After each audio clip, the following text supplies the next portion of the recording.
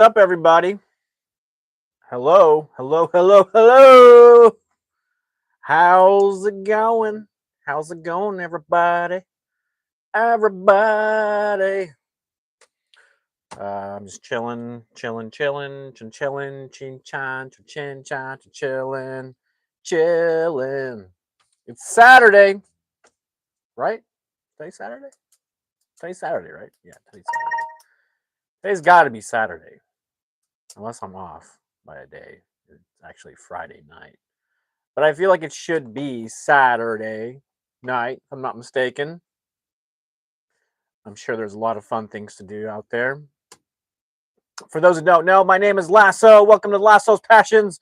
I am broadcasting live from Tulsa, Oklahoma. Yeah, I'm just hanging out. Just hanging out. Just hanging out.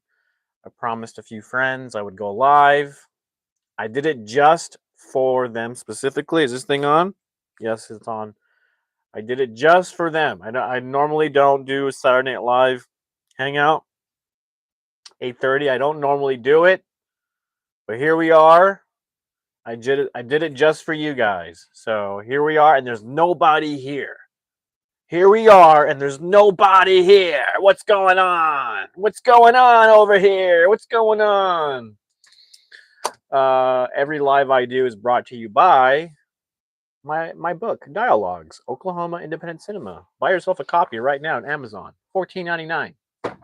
Stay Gold Film Festival is happening right now. Well, it's not happening right now, but you can submit your films right now on filmfreeway.com. Yes, yes, yes, yes. Thus life. Thus is life. I'm going to be doing some movie reviews next week. That's right. 2 more movie reviews. I may do a third one before the year is up. I just watched a really crazy movie on Netflix. I think it just was now recently added. It was made, released 2025. It's called The Great Flood. Crazy movie. Crazy movie. I'm going to have to do a review on that one because it's one of the craziest movies I've seen. Uh, but yeah, yeah. So next week, Tuesday, I'm going to do a movie review on Knives Out, Wake Up Dead Man. And then Friday, I will do a movie review on Caught Stealing. Two superb films by superb directors. Each have superb actors in them. Netflix is killing it. Netflix is killing it. They just keep producing movies that are fantastic. They're starting to be like very hard to compete with.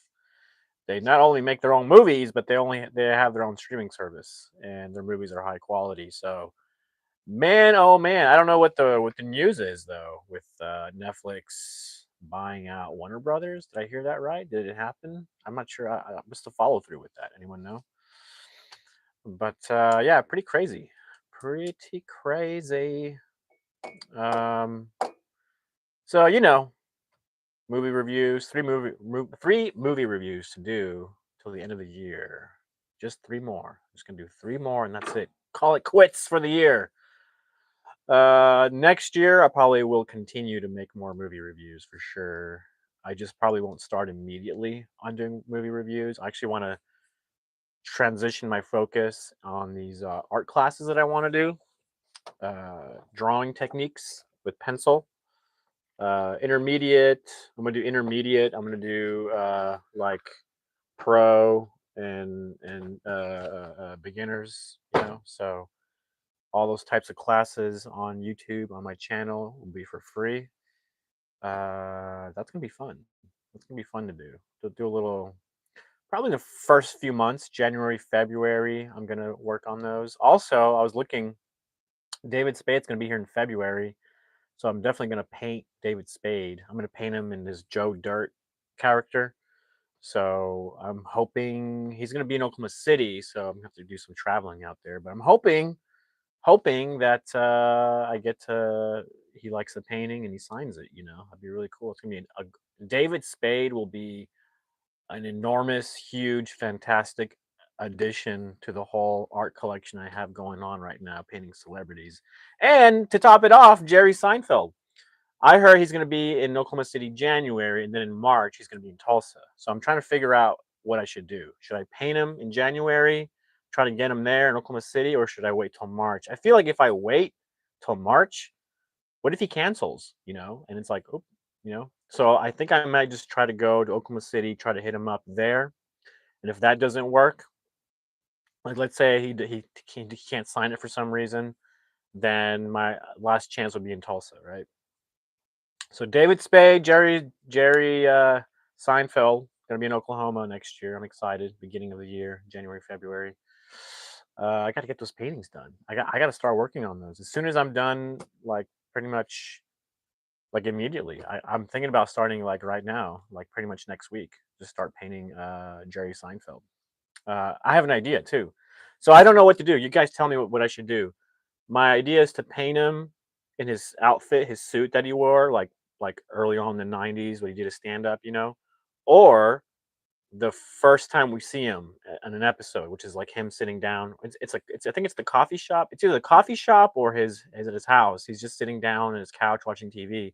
So I may do the coffee shop or the couch or him standing up and doing stand up right with his suit. So I haven't quite decided what picture I'm going to paint, but I definitely have to decide quickly. And if you guys comment below, let me know what do you guys what do you guys think? What do you think I should paint? Should I paint him standing up with his suit, doing stand up, classic '90s thing, or should I paint him sitting down in the sofa chair watching TV, like the first episode, or should I paint him in the coffee shop? You know, hard choices, hard choices. But either way, I'm gonna have to paint him. I'm gonna have to paint him. He's gonna be the 13th painting I do of a celebrity. I hope he signs it. I hope I can track him down. He's gonna like. It's not like I'm hunting him down. He's gonna be in Oklahoma City doing stand up. So if it's sold out, man, I'm gonna have to like bug security and be like, look, I know you guys are sold out, but I made this painting for him, and I made this big painting for him to sign, and I made him a little baby painting for him to keep. Marshall got luck. He says hello. Marshall says love from Nigeria. Wow, Nigeria. You're pretty far away. How's Nigeria these days? I have no clue how Nigeria is these days. I hope you're doing okay in Nigeria. When I play a video game called Conflict of Nations, sometimes I play as Nigeria. I've actually won a whole video game playing as Nigeria. Actually, I play as Nigeria. I've played as Chile. I've played as Madagascar. Is it Madagascar? Morocco. I'm sorry, Morocco, not Madagascar. Morocco. I played as Morocco. Yeah, Nigeria. Some love out there to you all. Thanks for the love back. I'm broadcasting in from live from Tulsa, Oklahoma, the middle of the states, basically. If there's ever a great flood, we may be okay. We're too far away from the coast to get too affected, but you never know. It's going fine over here. No complaints. It's really chill. Like Tulsa is super chill. Nothing crazy going on really. Super chill, yeah. No complaints. Other than the traffic from Christmas presents and people trying to buy Christmas and going shopping to the mall and whatnot. Traffic is getting heavy. I'll tell you that much. Traffic is getting heavy. I don't like to go out when it's like this kind of traffic. There's some attractions, like light attractions. I did a video of a little place called Rima. Rima. I wish I could. I don't know how I could gift you a Christmas gift. Let me know how I can do that. But if you want to get yourself a Christmas gift from me, buy yourself a copy of this book that I wrote. Just kidding. You don't have to do that. That's so horrible. But yeah, seriously, if you want to gift yourself something that I did, here's a book I wrote called Dialogues, Oklahoma Independent Cinema. Pretty silly, huh? Send you gift cards.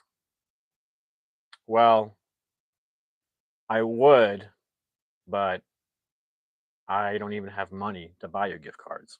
If I got you a gift card, it'd be for 50 cents because it would cost me a lot more to send it to you than I could even afford. So just, yeah, I could use some gift cards myself. The book is about. Thanks for your interest.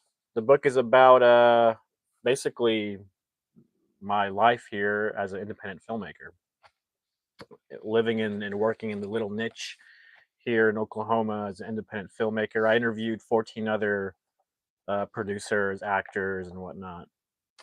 I do not have crypto. No, I don't even have money. I have like $2 in my wallet.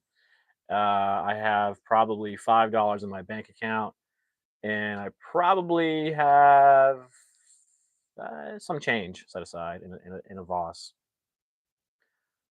Hey, if you can make it out here, you know, I think half the battle is getting here. The other half of the battle is getting a visa, right? The other, yeah, it's a whole thing. My dad, I wasn't born in this country actually. My dad is from Argentina. I'm from Argentina. He had a really good job. The company he was working with got bought out by another company, and like I said, he had a really good job. He's a computer language guy at the time. That was like the job to have, right? And so that's what he did. He wasn't picky. Here's what he did. He's like, just out of college, right? He's like, what's going to be a job that's going to pay really good in the future? Oh, computer language, C++. Okay, I'll just do that. He wasn't picky. He wasn't like, oh, I have these passions. He was just like, what's going to pay me the most? Oh, that job? Okay, I'll do that. So it's like, good job, Dad. So I don't know anything. I mean, I don't even have a job, you know? You can always search online, I'm sure. Some like what do you call them? Jobs from home. So what's the proper term? Working from home type of jobs. Uh, so yeah. Anyways, my dad, his company in Miami. There's a company in Miami that bought out his company or something like that. I'm not sure on the details. And people asked who wants to go to Miami and go work there, and he got picked. And actually, when he put in to go, because they were asking who wants to go, when he put in to go, they actually didn't pick him, but somebody dropped off, dropped last second, couldn't do it, and then they came to him and was like, "Do you want to do it?" And he was like, "Yeah, sure." And so my parents ended up going to Miami. I was a year old. I was a baby. I'm not sure how all that worked, if they got work visas or what. I don't even know. But eventually, we got what's the term? Naturalized as citizens. Marshall says we're not exposed to online jobs, but people abroad can apply, then give us to do the work. Oh, I see. Interesting, man. But I like I said, man, I don't know anything about that. Unfortunately, I don't even have a job myself.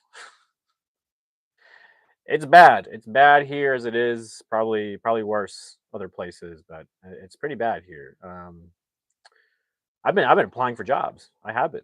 I've been applying for jobs. I'm trying to get a media coordination job that's like right up my skill alley of skills. But yeah, I'm sorry, brother. I don't know how I could help you. I have no idea how I could. I don't know, man. But I wish you the best of luck and God bless you. And I don't know how you feel about God, but put everything on God. You know, put everything on God. Um, and no matter what happens, you know, you should always play the hand you're given. You're given in life. You're given a hand of cards. Some may be more better hands than others. You know, but you just got to play your hand the best you can. You know, to your best ability. I wish I had more answers for you, but I really don't. I really don't. I can't even imagine what it's like living in Nigeria and growing up in Nigeria. I can't even imagine. I don't know anything about Nigeria. I feel like I should do some research online and look into it a little bit, you know. But I'm glad you stopped in for a minute and said hi, and kind of just talked with me and joked around a little bit. I'm trying to look at your picture. I'm not sure if I can zoom in. No, not really. I mean, I'm just doing this off my cell phone. I don't have really fancy gear. This is like the fanciest thing I have is this microphone right here. I'm sorry if it's like making noises. I just got this like 2 months ago. I just bought it's like $20. I just got it. I promised myself just because I didn't even have the money to do it, but I was like, let's see how far I can do this YouTube stuff without, a special microphone and the computers and the programs and switchboard things and all kinds of stuff. I just wanted to do it my own way. And my first goal was to hit 1,000 subscribers, and I was able to do that. So not too shabby. See, if I can do it, and I don't have special equipment and whatever, anyone can do it. That's what's so surprising about YouTube. It is truly the wild west of creativity and doing whatever. I mean, if you can figure out some weird niche that no one else is doing, you will blow up. You know, because the audience is interesting.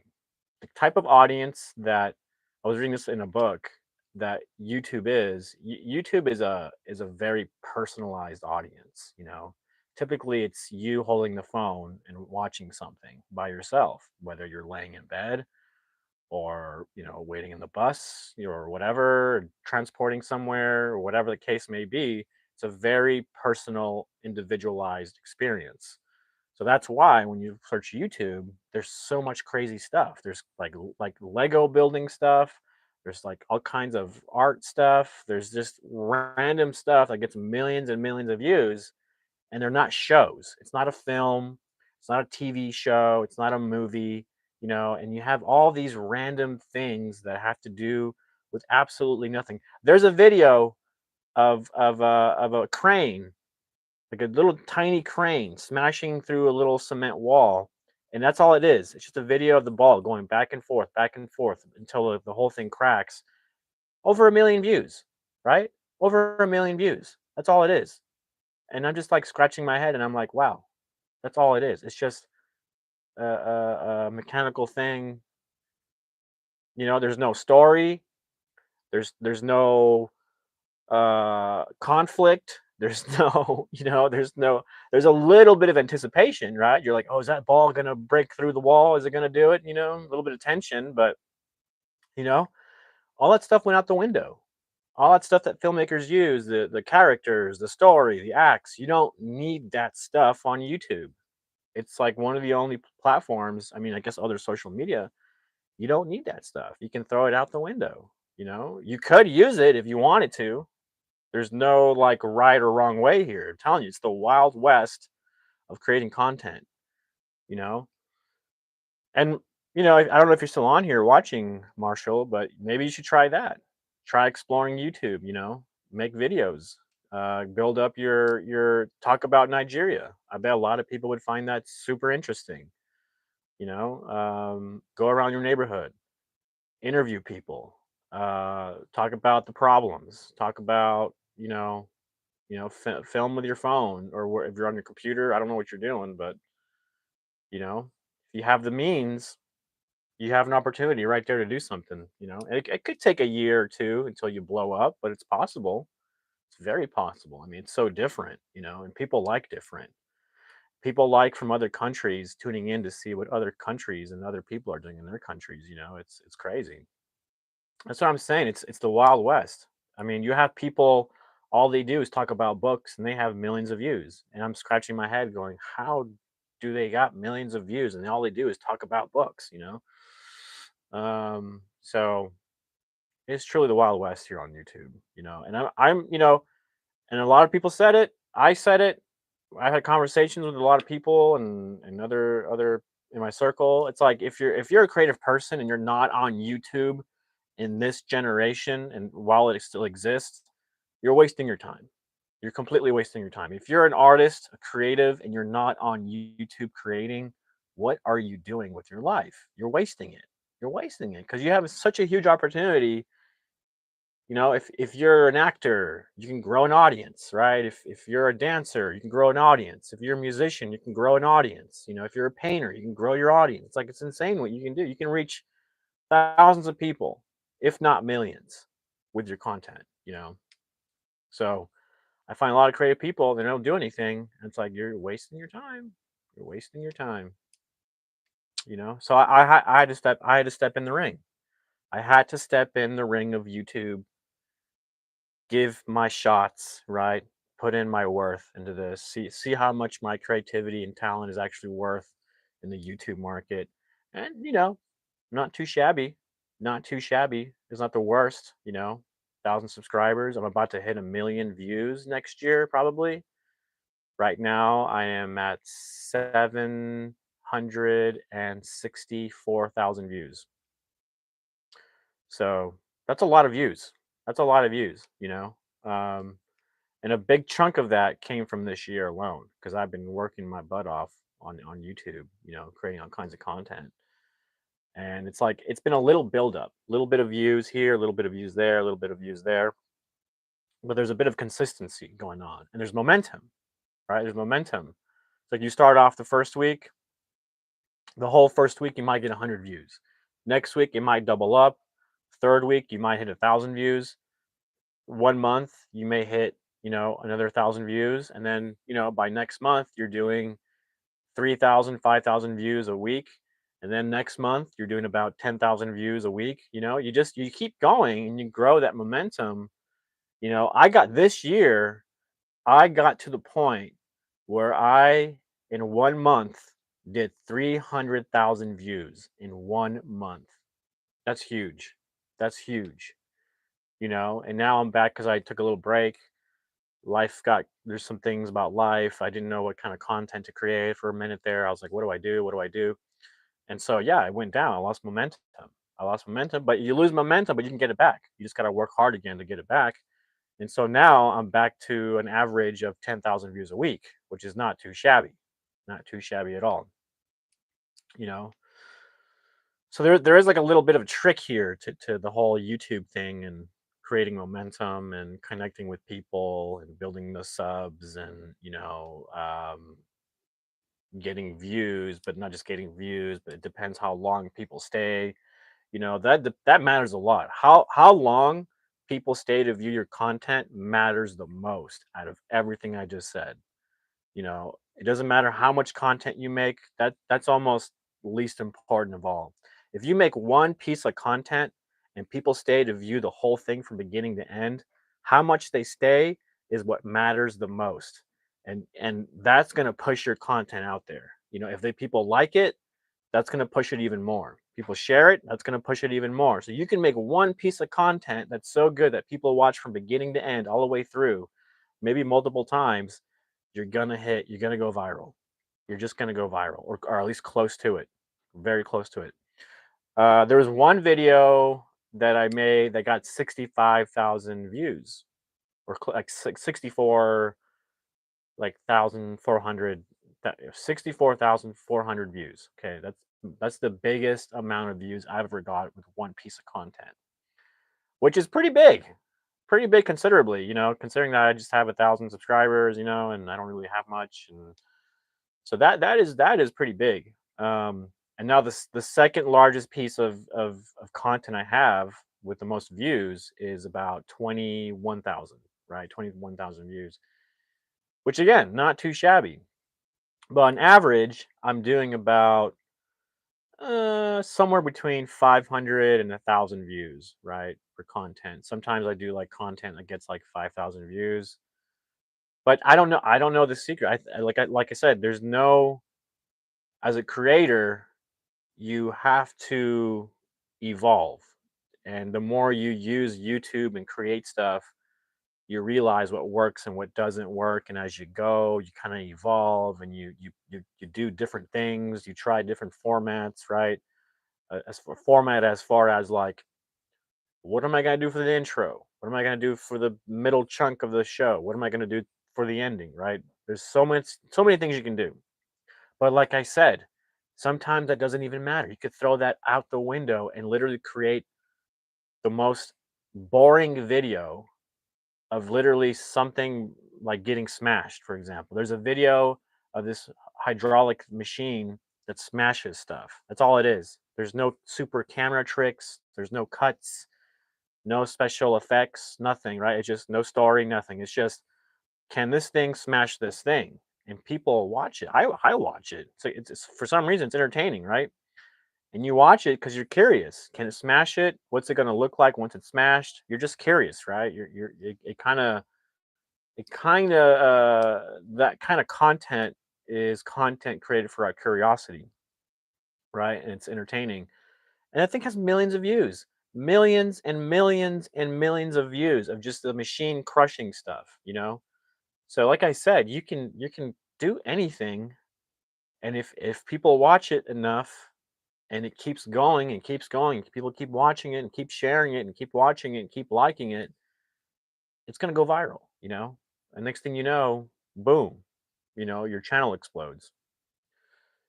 And there is a bit of, some people have different tricks to try to get more views. Obviously, if you make content that is related to stuff that's already famous and well known, like famous music, well known music. If you play around with well known music, for example, people will watch it. If you talk about movies that people know about, people will watch it. Somewhat, but at the same time, the content has to be good, the content has to be watchable, and people have to stay from beginning to end. If you do that, you're golden. You're golden. That's like the secret sauce to all of this is people have to stay and watch for the whole thing. But anyways, I don't. What happened to all my friends? I'm glad you all are here, but I did this specifically for my friends that I met last night. And they had such a good time. I had a good time with them, and I told them I was going to come out here at 8:30 p.m. Central Standard Time just for them so we can all hang out again. And lo and behold, there's nobody here. I mean, you guys are here. That's fantastic. I appreciate you guys for being here. You guys can comment below. We can talk about anything you want to talk about. It's not just me talking and blowing hot air here, for no cause. You know, we can talk about anything you guys want. Anybody who wants to step up, comment below, start a conversation, say hello, say what's up, say I'm from this country, say this or that, definitely welcome to. Definitely welcome to. But yeah, I recently did movie reviews on two movies last week. The Covenant, Guy Ritchie film, starring Jake Gyllenhaal. Actually, both movies starred Jake Gyllenhaal. Covenant, awesome military movie. Highly recommend it. It's different. I loved it. It's kind of reminiscent of Saving Private Ryan in a way, because it's about saving someone's life, but it's also about repaying that debt and saving the person that saved you. So I like that aspect about it. I really enjoyed it. It's about the Afghan war, and it goes into certain truths about what the military did and what they didn't do. And then the other movie I did review on, which is you go to my live section or my playlist. You go to my playlist section, you can see a playlist of all kinds of stuff. But you can see movie reviews playlist. This last week though, I also did a movie review on Ambulance. Ambulance, directed by Michael Bay and starring Jake Gyllenhaal. Both great movies.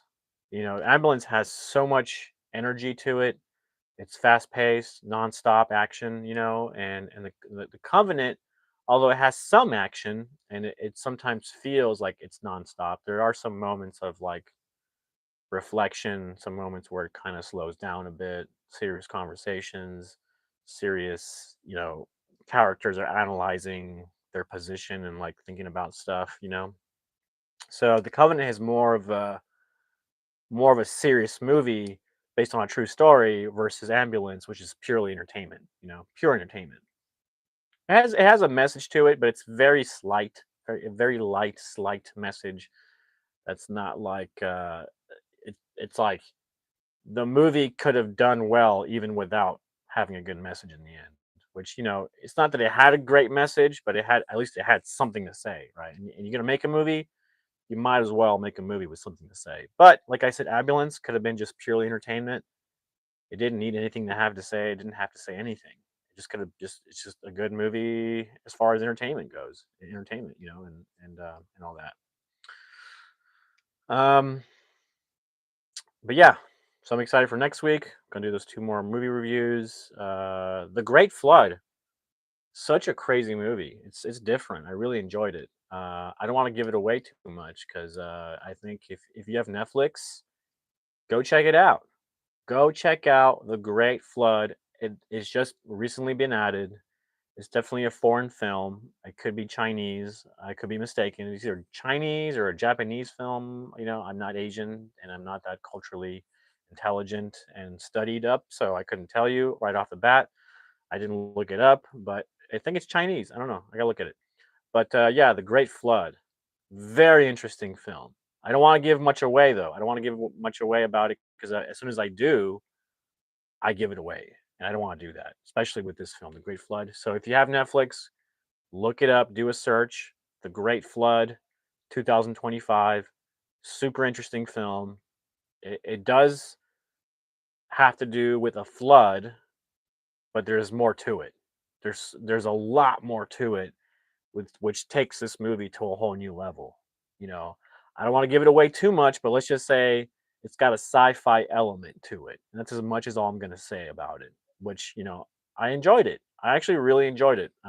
So probably The Great Flood will be the last movie I do as far as a movie review. Um, but I pretty much have to get started with these paintings. I gotta get started painting the painting. I'll probably go live when I do them, but I gotta get started painting Jerry Seinfeld painting. You know, and he's gonna be in town, not in town, but Oklahoma City, which is like a 2 hour and a half drive from Tulsa. So I gotta paint it. I gotta see if I can get a ticket, and and then I got to see if I can even get close to him. I got to call somebody at the event and be like, hey, I have this painting. Do you think it's possible, since I'm calling you in advance? Do you think we can set something up? You guys want to take a look at it? This is what I do. I paint celebrities. It's for a movie theater. It's an attraction. And I'll tell you this.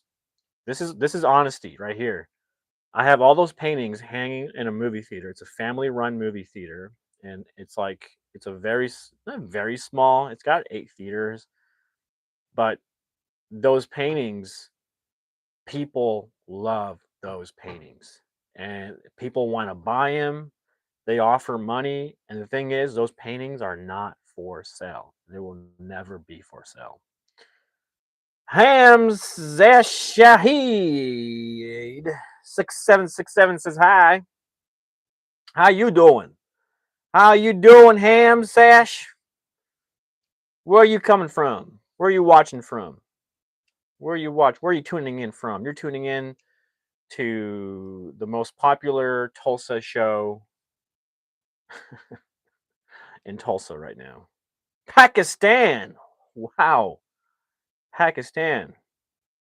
Another country I don't know anything about. I feel ignorant. I did meet we had a Pakistani friend actually years ago. He loved playing soccer with us. He wasn't that bad. Uh, had lots of fun playing with that dude. I'm Argentinian, so there's a bit of a international foreign feel that I have. I tend to get along with foreigners more than I do just regular people here in town. Yes, I've heard of Mount Everest. That's right. I have. I have. I just don't know where it is. Joel Joel Enon says I play cricket with a guy from Pakistan. Oh hell yeah! You play cricket? Are you in India? I know cricket's pretty huge in India. I was talking to my friend Krishna, who's been like my number one YouTube guy. He's the guy. He's like just started watching me like every day.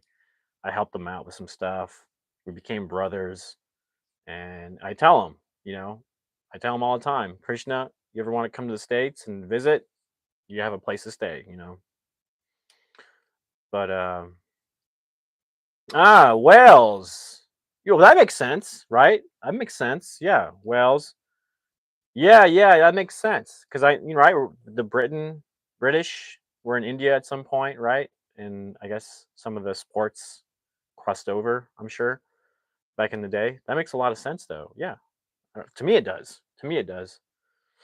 Um, Cricket, very interesting sport. Very different from our baseball here and our football. American football, I should say, not the soccer football. A lot of other people, other than Americans, call soccer football, which I think is proper because it is a ball that you play with your foot.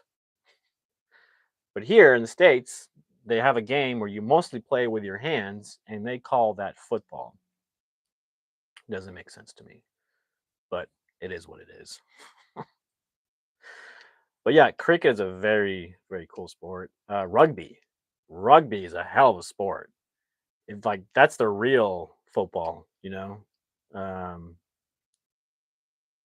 See, and that makes sense to me too. Joel says baseball started out as a type of cricket. That makes sense because you both have like a some kind of whacking thing. They whack the ball, right? There's a pitcher, right?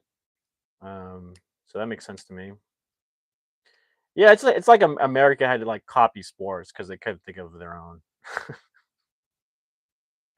They had to like figure out. I mean, basketball is, you know, I'm not sure what country that was invented in, but I'm not sure. Is basketball an American invented sport? Can anybody Google that and let us know? I'm really curious if basketball was a sport invented here. They seem to dominate here big time. Rugby, yeah, rugby is a hell of a sport. I enjoy watching rugby quite a bit more than any sport. Ice hockey though, like hockey, I enjoy hockey. Um, Joel says, yeah, we play rugby in Wales, and we have to only speak the Welsh language while playing, and the game finishes after nobody can walk anymore. Yeah, I bet. Just play till nobody can play anymore. Yeah, that's rough. That's rugby though. Rugby is rough. Rugby is a rough sport. It's like a tough, rough, like they don't even wear pads, They're just out there and just roughing it out. Talk about a battle sport, you know. Definitely. Dr. Coomer says, "Why do you take drugs?" Actually, if you must know, I don't do any drugs. I don't even do alcohol. I don't even do vapes. So, joke's on you, my friend. Luis says, "Can you give my little brother a shout out, Mike Hawk?" Your little brother is Mike Hawk? Oh, you son of a gun. You got me with that one. You got me with that one. Should I do a Walmart call? Is there a Mike Hawk there? You got me, Luis, you little rascal. Every now and then I get one of you guys that comes in here and it says, "Can you give out a shout out to so and so?" You rascals. You rascals. No, I don't smoke cigarettes. I don't smoke cigarettes. I don't do vapes. I don't drink alcohol. I don't do drugs. So I'm a straight edge man. Joel says Hamza smoking cigarettes is ass. Just lock in and smoke weed.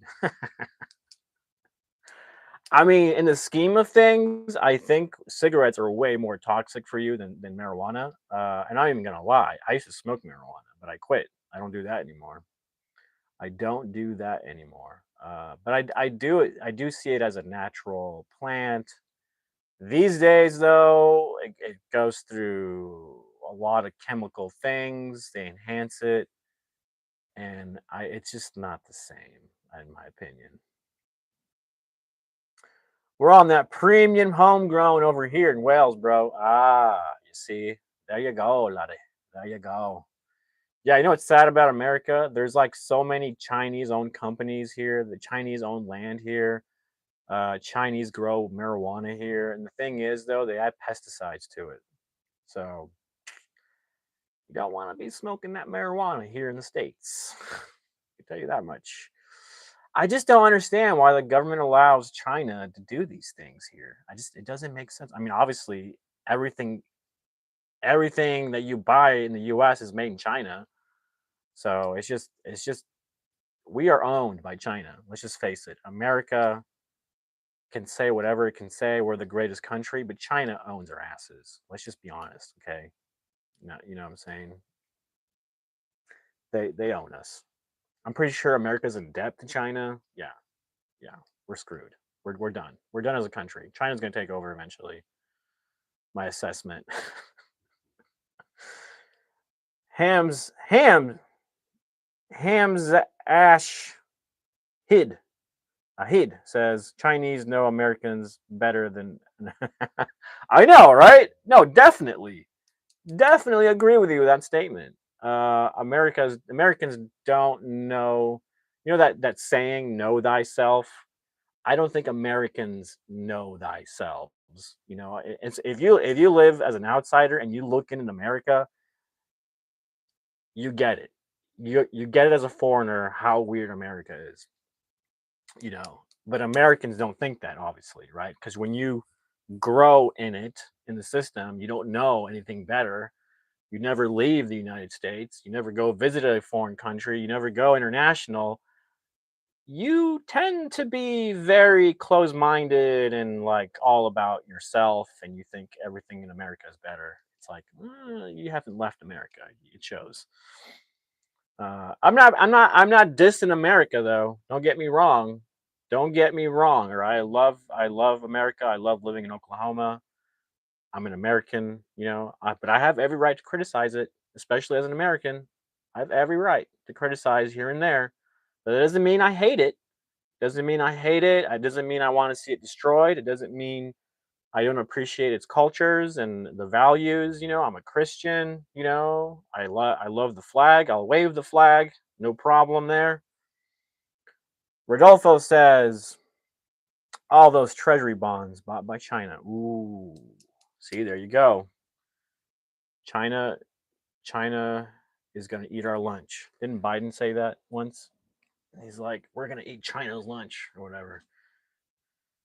I mean, we do have one of the biggest militaries on the planet. United States spends close to $1 trillion a year on military.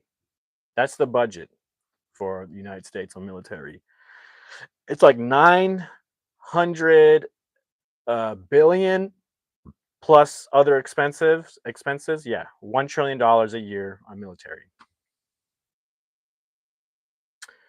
Your opinion has rights. Keep going. Yeah, yeah, yeah. Free speech. I do appreciate the free speech here, though. I mean, you look at Britain and their free speech stuff. I mean, I saw stuff on YouTube.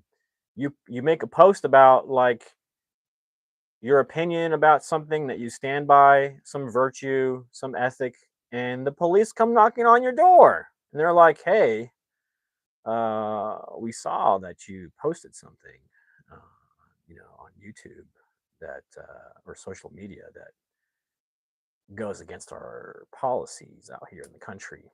That's scary. It's one thing to go against policies of social media, but when you write something and it's like going against like a real weird law out in the country and it affects you personally. And don't get me wrong, if you're like being violent on social media, if you're like threatening lives and you're going to say you're going to do this and kill a lot of people, yeah, you're going to have the FBI come down to you and rain on you. That's a given. Not all the time, because I've seen stuff. Eventually gets taken down, but it takes a while. You know, people when it's happening and people get away with it. I mean, there's people that killed people on social media live. Insane. Joe says, "Don't believe the lies, bro. UK has freedom of speech still." All right, good to hear. Good to hear. Good to hear. Good to hear that. You guys, we are the United States is only exists because it's modeled after, you know, the UK, obviously. We're like we're just something that came out of the UK, you know, and then it became its own beast, you know. Hams says one of the greatest freedom of speech I have listened was Luther King. Really?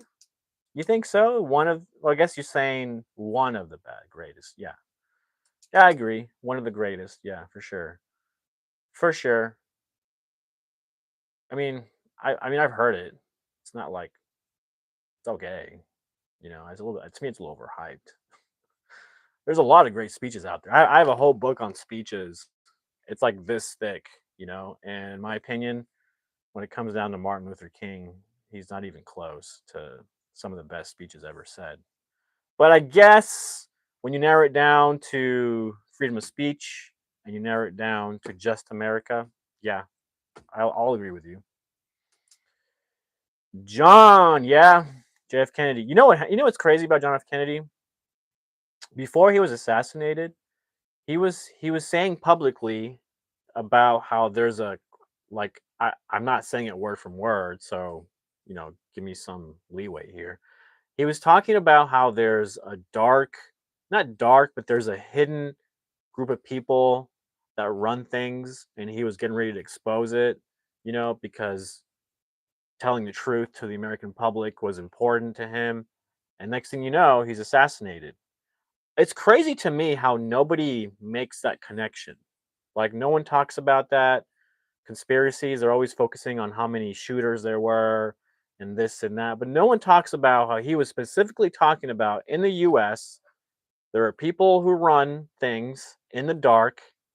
They lie to the American people, and he was getting ready to expose that. And the next thing you know, he's dead.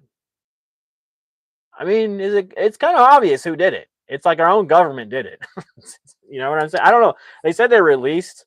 That's an opinion. I'm not saying as a fact. But if you say something and then you die because you're about to expose that, you would think that's who did it, right? I mean, it's kind of common sense. But it doesn't mean factually that's what it is. You need evidence, you need proof.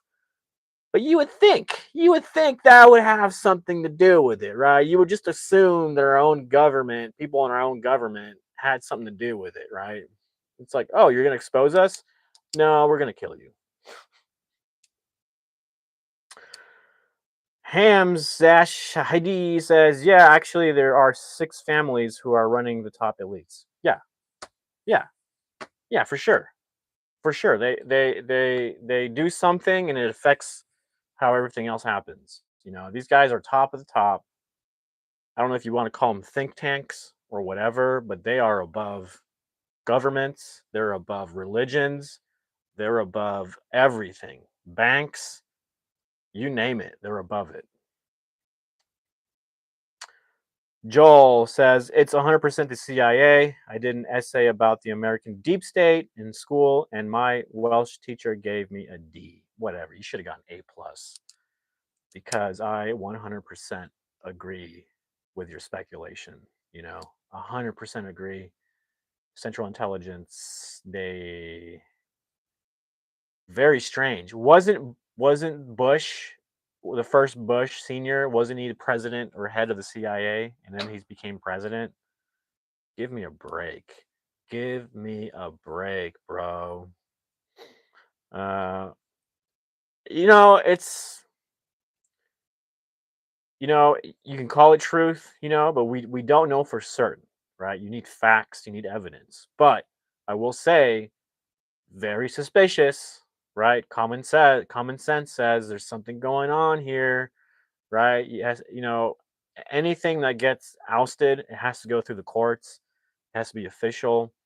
You can't just be like, in America, that's how it works, right? You're innocent until proven guilty. Unfortunately, that's how it works for CIA, FBI. Not only that, I'm sure these organizations have some sort of deal where it's like a non-sovereignty type thing, right? Where it's like, well, courts don't touch us. You can't touch us, Like what I'm saying? I don't know. She doesn't see it. Fun fact. They what did he say? Fun fact, they are Jewish. Well, that doesn't mean anything because, like I said, they're above religions, they're above cultures. I don't think they even care about that. When you have trillions of dollars or billions, I think Elon's going to be the first trillionaire ever in history. But if you have billions and you run banks, you don't care about that. It doesn't matter. I think. I mean, think about it. You have all the money in the world. You're the richest person. You can do whatever the f you want.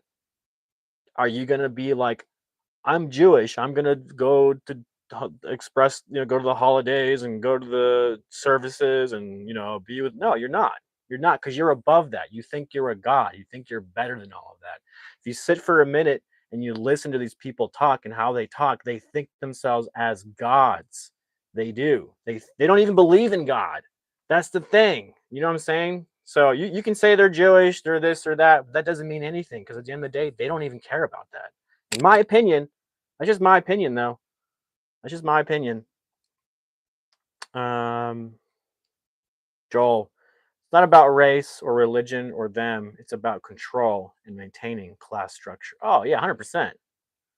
Oh yeah, 100% maintaining class structure for sure. For sure. Again, you did nailed it. You would have got an A+ in my class. You nailed it. You nailed it. You nailed it. You nailed it. Jonathan is back. We're talking about some deep shit now. Some deep shit that's gonna get me killed. Next thing you know, someone's gonna crash in here through my trailer and choke me to death, and they're gonna write a suicide note, and it's gonna look like I killed myself. By the way, I'm not suicidal. I'm not suicidal. Just saying it out there. But they could care less about me. I can tell you that much. They're not gonna spend any of their resources to do anything about me. That much I can tell you.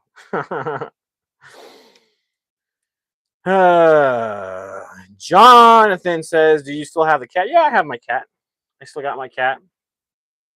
My cat's good. I did a little short today.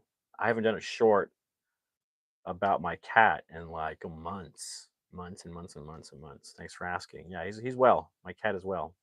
My cat is well. And actually, I don't know if you knew this. I'm sure you might know, Jonathan. My cat is a cat I'm watching for a friend. My friend's out in California getting better. She was addicted to alcohol, had a really bad drinking problem, was affecting her life in a really bad manner. And now she's doing really well. She's been sober for 90 days. Congratulations to my friend who's been sober for 90 days. She was a hardcore addict to drinking. She was drinking like 3 bottles of wine every day, and passing out and just like, it was horrible. So she's much better.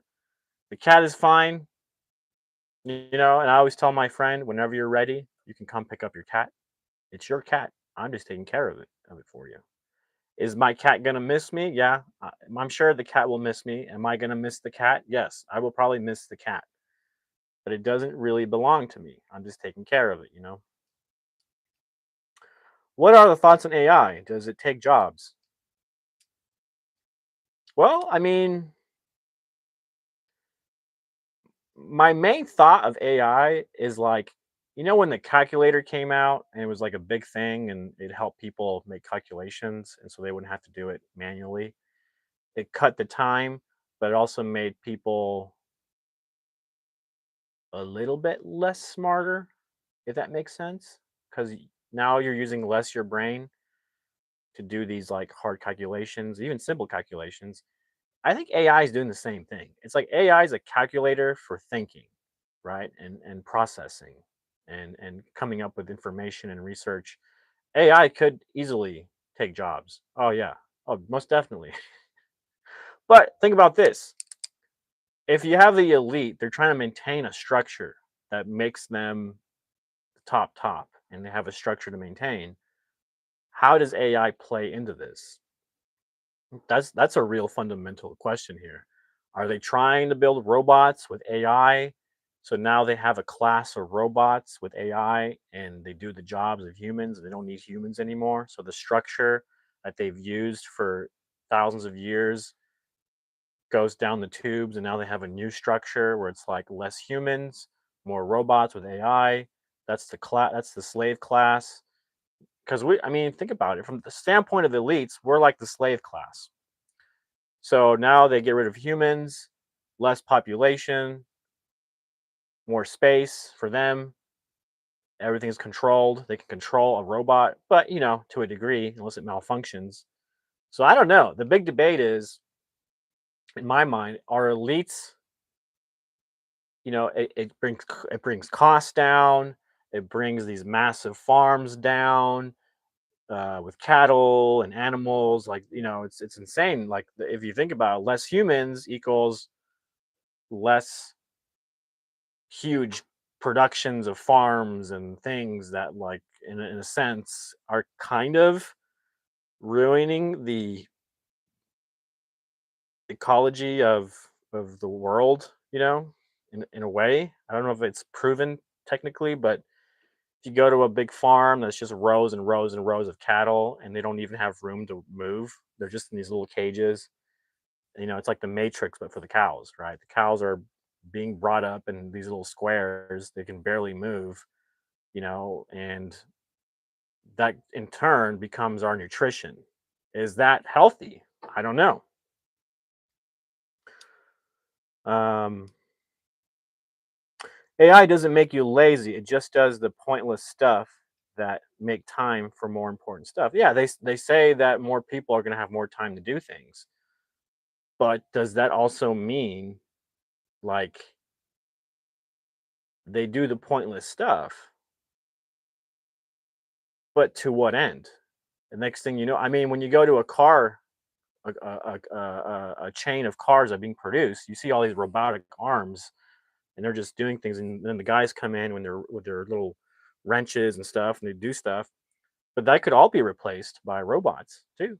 You go to grocery stores that you have self checkouts, right? That was introduced to grocery stores. It did get rid of some jobs, and that was just self checkout. That wasn't even anything crazy. You have drones that are going to be delivering things pretty soon. What does that mean for the truck drivers? Does that mean, what about self driving trucks and cars? What's that going to do to the driver class, the delivery class of people? Yeah, it gets rid of the pointless jobs. We see those jobs as pointless at the end of the day, but it's a paycheck. Anyways, I'm rambling on. Jonathan says, "Okay, anyway, I have to go to bed." Bye. All right, Jonathan. Thanks for stopping by. We'll see you next time. Yeah. Sorry, man. Yeah, it's been a while. Glad you stopped by. Um, yeah, yeah. Appreciate it, man. I appreciate it. But I don't know. AI is a conversation to have for sure because they keep pushing it, they keep developing, and I agree. It does cut time in a lot of things. You need to build a resume. You feed it the facts of your life. Boom, boom, boom, boom. Your resume is done in like 5 minutes or less, right? You need to write some stuff or do research on stuff that it'll scan through the internet webs, and put it all together for you. It's fantastic. It's fantastic. It's like a calculator for, yeah, doing research and cutting down time on stuff that just like takes a lot of time. Yeah, yeah, for sure. Calculations even and all kinds of stuff for sure. But they can also design things. You can design things. There's AI agents. You can create an AI agent to literally do things for you to make sales, which is insane to me. Like, and you can have all kinds of agents, AI agents. You can have an AI agent specifically giving you financial advice. You can have but they have apps for that, I'm sure. Hamza says AI can never replace tangible product business. Why? AI can never replace tangible service business, so we should relax and keep focus on ourselves for the growth. But why do you believe that? Um, it can easily replace it, I think, in my opinion. And just give it time. Give it time and give it more development, considering what AI is. And like, it started in the 80s. People thought it was stupid and crazy to achieve this, right? I think even before the 80s, but the 80s computer guys were really tackling it and trying to invent this thing, right? But it was like the computer programming was intense. It took years, decades to figure out and put it all together, right? That was only from the 80s till now, right? What, 40 years? We have AI. what's the next 40 years going to look like? You know, plus you have robots coming out, robots with AI, right? Because you need the AI for the robots. So it would make sense to me if you need something to perform for you, you would need it to have some sort of intelligence to be able to function properly. And so I think the AI and the robots go hand in hand. And I don't think you can have proper robots without AI. And I think that's why businesses are like, we got to create AI, we got to create AI, we got to create it and push it out there and get it out there and blah blah blah. It's because the company that does it first, they're gonna be trillionaires. You know, it's gonna be the next boom industry, right? It's gonna change everything. Cybernet, yeah, and Terminator. We got time machines, I'm sure, in 40 years. Flying cars are becoming a thing, people. Flying cars are becoming a thing. You know, they're not like in every household, they're not in everywhere, but they're becoming a thing. You know, you have the drones that you can fly like a taxi cab. That's a thing, you know? So 20 years. 20 years. Santiago, what's up? Santiago, yo! Do I know you? Saucedo. I know a guy with that last name, Saucedo. Wonder if you're related to him. But yeah, yeah. I mean, let's see what happens in the next 20 years. I mean, so much can happen. That's 2 decades, right? Let alone what's going to happen in 1 decade from now, right? I'll be 50 years old. Yeah, I'll be about 50 years old. And what on earth is going to happen in the next 10 years? I don't know. But to me, that's scary that in the next 11 years, I will be turning 50. That's a scary thought. That's a scary thought alone. Man. Yeah, yeah. There's definitely a dark world up ahead. There's definitely a dark world. I mean, people went through the dark ages, right? We've had it good for so long. If you study civilization, we've had it so good for so long, right? If you study civilization, you see that it's never like perfect all the time, right? You see the ups and downs, ups and downs. You see takeovers of countries. You see countries get destroyed, decimated. You see, you know, it's scary. It's scary for sure. It is a scary. We're in a scary place right now because I think again we don't know if our sweet golden age is going to continue on and continue on, or just dark ages for like 100 years, you know, 100, 500 years, just dark ages, man. It's possible. It's completely possible. I mean, we'll all be dead by then, but there could be a time where civilization experiences just nothing but devastation and darkness for 500 years until finally something breaks and it's like, all right, we're back, you know. It's very possible, you know. Very, very, very possible. But, you know, I probably have what, another 40 years if I'm lucky. That's nothing. That's no, I've already lived 39 years of my life. That's nothing. Nothing. And I already feel like it's, you know, that's been a big chunk of my life. Jay in the house. We're talking about AI, robots, the structure the elites maintain for us. We talked about the deep state a little bit. We talked about, yeah. I just got just done thinking about, you know, the possibility of civilization going to a very dark place for another 100, 500 years. Well, I'm saying in I'm saying that the golden age as a like we still have it good. We still have it pretty good.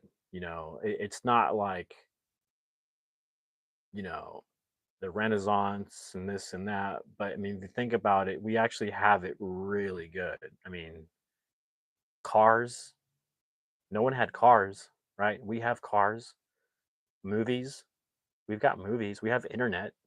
As far as we know, we don't think they had those things. See, we were talking about that. We were talking about that. My assessment is eventually it will. My assessment is eventually AI combined with robots, you know, data centers taking over the world, taking up all the space in the planet. Yeah, yeah, robots and AI will take over. Uh, they'll push humanity out.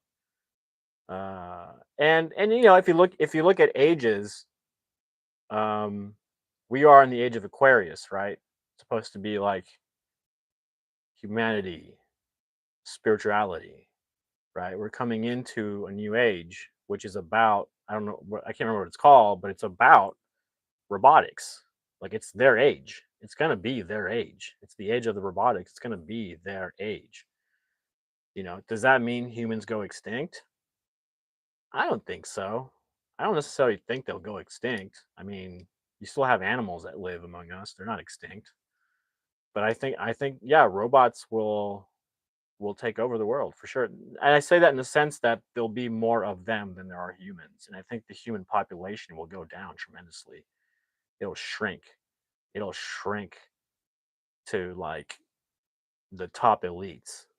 And that's pretty much it. You know, Anything else, it just won't exist. But I'm talking about like that could happen potentially in 500 to 1,000 years.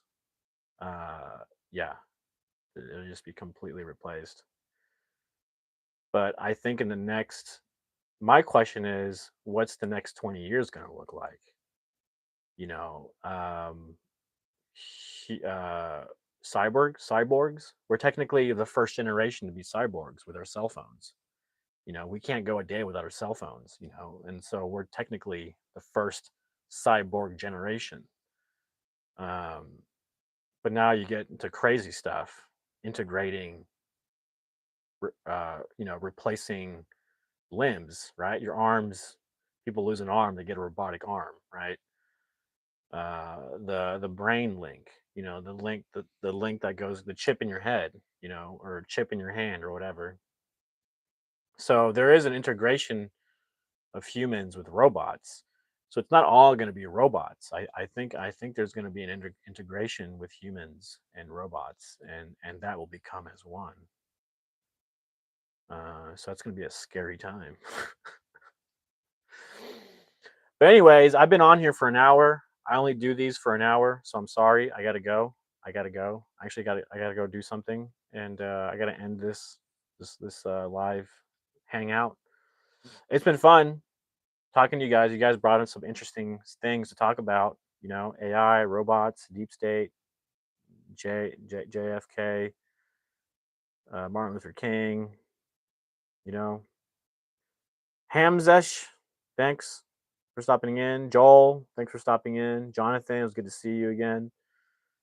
Santiago, appreciate you stopping in. There's so many of you, so many new faces too, so many new names. But I appreciate it. Good conversation. Road bike, thanks for stopping in. Who else we had? We had Jay stop in. Thanks, Jay. Shout out, Dolfo. Thanks for stopping in. Yeah, quite a bit of you. Lewis, thanks for stopping in. Louis. We had a guy from Nigeria. I think that was Marshall. Marshall got luck from Nigeria. So that was interesting. But anyways, yeah. Before we're all doomed by AI and robots, you can still get my book off Amazon. It's called Dialogues: Oklahoma Independent Cinema. A little niche, little slice of my life in the film industry. So yeah, I have that book on Amazon. You can get if you like, $14.99. The next one will be probably sometime. I don't know. I do these so random. I'll announce it. I'll do a short and announce it. I know I'm doing a movie review. Oh, my book. My book.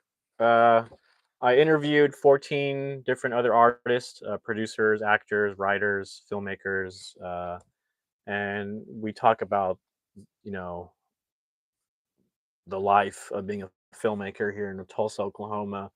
It is quite the struggle. There's one guy I interviewed. He was a writer on a script called Boneyard, starring Mel Gibson and 50 Cent. So he's been the most luckiest, I want to say, out of all of us. Um, but you know, and so it's called Dialogues. Dialogue. I'm sorry, the camera is like reversed. I don't know. I have to let me see. If I reverse it, you can see it better. So that's me right there. That's my good friend Bob. He's like a mentor, filmmaker, collaborator. That's me right there. This was like last year. That's Sharon. She runs a film festival, and I won the India Tour Award from this festival. And I'm the only Oklahoma filmmaker who's won that award, who lives in Oklahoma. And so that's why I'm Oklahoma's India Tour. And I present to you Dialogues, Oklahoma Independent Cinema, Filmmakers, Actors, the Future of AI in Film. So I talk a little bit of AI. I talked to a doctor who's all about creating AI and stuff. He knows all algorithms. That's me right there with the white hat behind this fancy camera and a group of people there. That's me in the middle. I won 3 awards last. This was this year actually. Won best actor. Got this ambassador award, best marketing award. Pretty fun. But yeah, I just talk about just the struggles of being a filmmaker, being an artist, independent artist here in Oklahoma without a whole lot of support, just doing it all by myself. It's been a fun ride. This is book one. I'm going to write book two pretty soon, but you can get that. You can get a copy on Amazon. You can search that. To be honest, Jay can talk a little bit more about that because Jay has seen Tulsa King. Um, but I was only a stand-in for one episode for the show. I was like a stand-in for an actor that gets killed. So my career was lived very short on that set. As soon as my character died, that I was being a stand-in, I didn't have any more stand-in jobs to do. I was an extra, I think, one time for a scene, but other than that, I haven't seen it, and I've watched a little bit of it and was kind of disappointed. And then, but I guess you have to watch a lot of it to get really into it. But I just thought it was like just like really C grade television, if you ask me. Um, but what's got me hooked is the Walking Dead series. I watch anything Walking Dead. I've watched all the series. They have different. The actors now have their own shows. There's actually a new Walking Dead season coming up, the New York version. There's going to be a new season coming soon. I'm actually pretty excited about it. There's a Daryl version that was out not too long ago this year. Doomsday is coming. What are your thoughts? What do you mean by that? Like Doomsday, like a movie, or actually Doomsday? Talking about Russia and the nuclear bomb that they have. I don't know. Oh, the movie. I don't know. What is that? Doomsday. Well, I haven't heard of that. I'll have to check it out because I don't know. I don't know. But if you want to check out a very interesting movie that I just got done watching tonight, it's called The Great Flood. It's on Netflix. Very interesting movie. Very interesting. I think it's worth a watch. The Great Flood on Netflix. I'm gonna do a movie review probably in a couple of weeks from today. Doomsday. I'm gonna write it down. I'm gonna write it down. Check it out. Doomsday. Check it out. But yeah, I gotta go. I got places to be, people to meet tonight. I'm gonna go to Go Shows. It's the local movie theater I was talking about earlier, where I had all my artwork. We got some friends hanging out, so I'm gonna go hang out for like an hour. So, Avengers, Doomsday. Oh, Avengers. Oh, you're talking uh what's that actor who usually plays Iron Man, but he's playing Doctor Doom or whatever. What's up, Katie? Katie in the house. I think those movies are entertaining, but I don't think they're that great in general, to be honest. They're entertaining, but I'm not the biggest fan of superhero movies. I am a huge fan of Batman because he's like he doesn't have superpowers, you know, but he is like supposed to be the best of all human beings. I'm just hanging out. RDJ. But you know, I'm sure it'll be a good, entertaining, fun. I mean, that'll be a great movie to watch in movie theaters. Avengers: Doomsday. I'm sure that'll be a huge movie, a fun movie to watch in theaters. Katie says nothing much. What about you? Well, I'm pretty good actually, Katie. I'm getting ready to end the live. I go for an hour. It's already been an hour 16. I went way over my limit. I'm gonna get a fee. No, I'm just kidding. There's no fee. But I gotta end it. I gotta end it because I gotta go. But somebody asked me when I was gonna do the next one, and I don't know. I might as well do it tomorrow. How about tomorrow, Sunday? I do it again, 8:30 p.m. How about it, huh? How about it? Okay, so it's a done deal.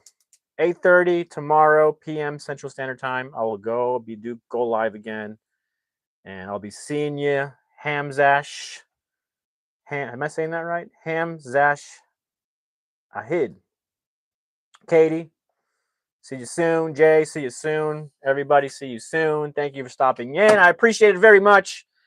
My name is Lasso, for those who don't know. And if you like this little live today, give me a like, give me a sub. I appreciate it. It really helps me out. Thank you very much.